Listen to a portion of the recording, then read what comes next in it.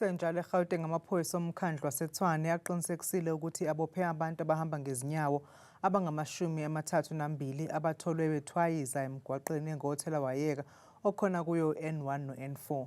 Intatheli yezindaba zethu uvuyo lwethu Yamba nomthwebo wezithombe uRhodes Mahloba banganise ePhumlani Toll Plaza ePitoli. Sixhumana nabo ukuza kabanzi ngalolu daba. Uvuyo lwethu siyakwamukela ezindabeni zethu. Sichazele ngezakamuva nje selokhu nifikile lapha ePhumlani Toll Plaza.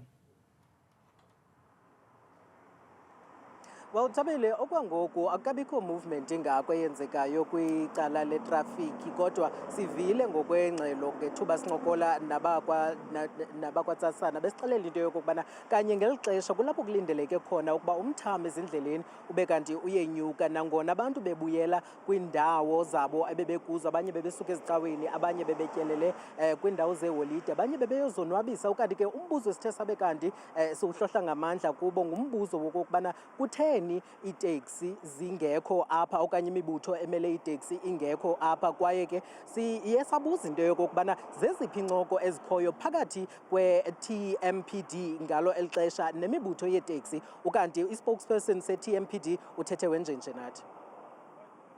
32 people that have been arrested are the pedestrians that are walking into the freeways.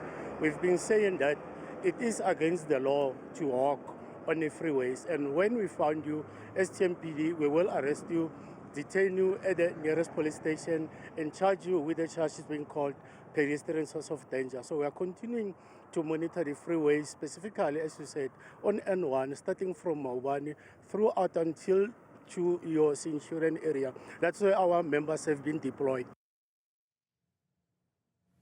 Sibonga kakhulu ke leyo bekuyintatheli yethu uvuyo lwethu esibikela bukhoma esePhumlani Toll Plaza.